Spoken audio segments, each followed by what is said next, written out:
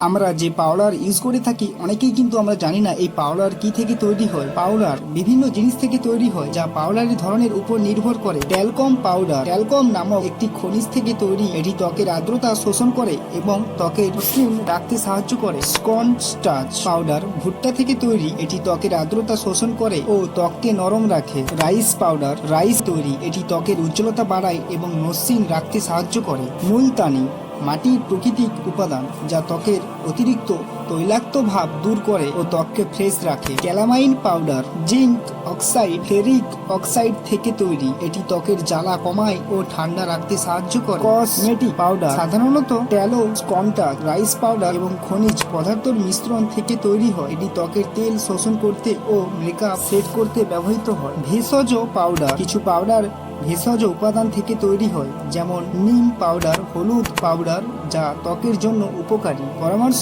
পাউডারের কেনার আগে উপাদানগুলি দেখে নেওয়া গুরুত্বপূর্ণ, বিশেষ করে যদি আপনার সংবেদনশীল ত্বক থাকে। আর নেচার স্কোরকে সাবস্ক্রাইব করে আরও অজানা তথ্য জানুন।